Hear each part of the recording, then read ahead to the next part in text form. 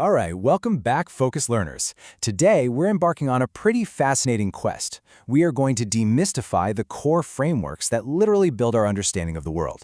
So, whether you're an early career researcher, a data analyst, or honestly, just someone who loves figuring out how we know what we know, this explainer is for you. We're breaking down the big three: qualitative, quantitative, and mixed methodologies. Now, you might be wondering which methodology is actually the best one for my project. And look, it's the exact dilemma every single researcher faces when they're staring down a blank page trying to get a new project off the ground.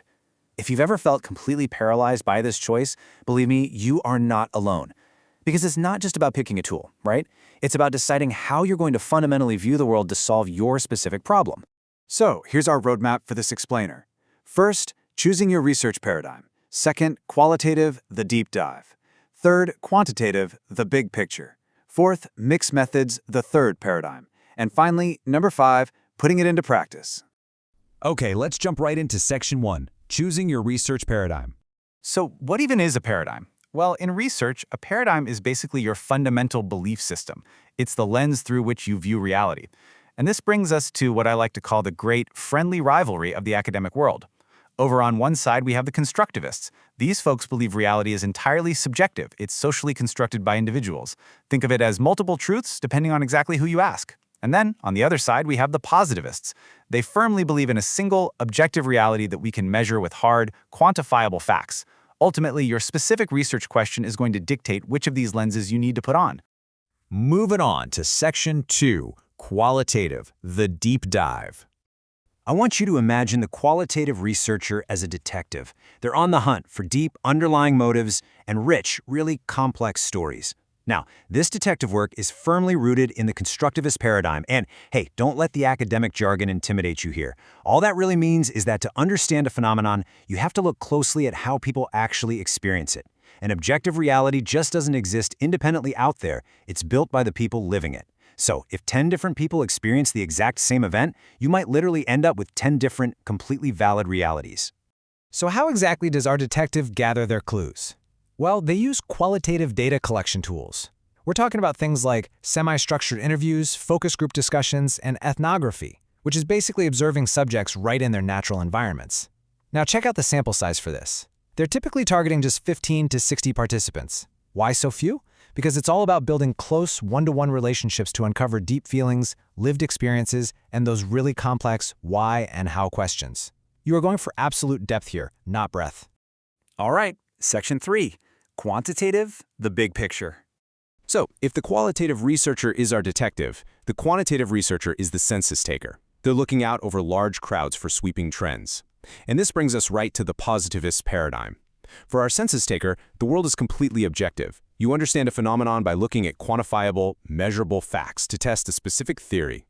Reality is independent of human influence. It just is what it is, and our job is simply to measure it as accurately as possible.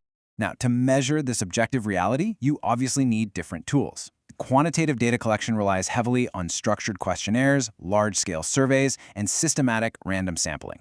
The whole goal here is to gather a massive numerical data set that you can then run through powerful statistical analysis programs, things like SPSS or structural equation modeling. You're testing hypotheses, like, say, whether drinking coffee actually improves coding speed, and you want to see if that theory holds up across a massive population.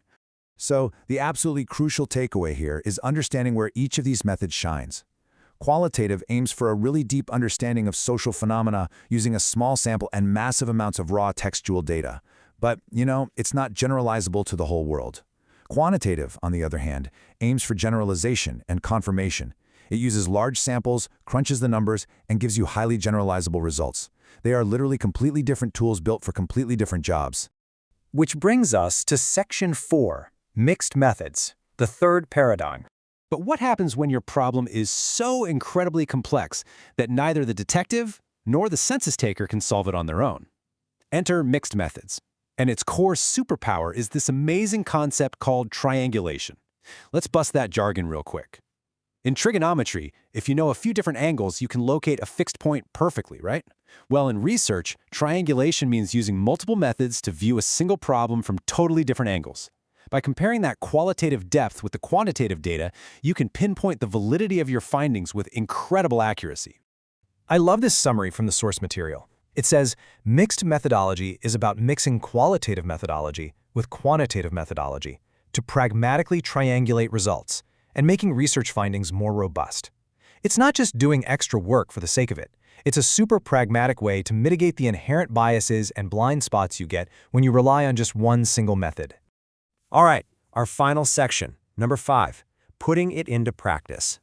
Look, understanding the theory of detectives and census takers is really only half the battle.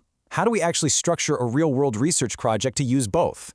Well, the classic way is what's called a sequential mixed methodology research design.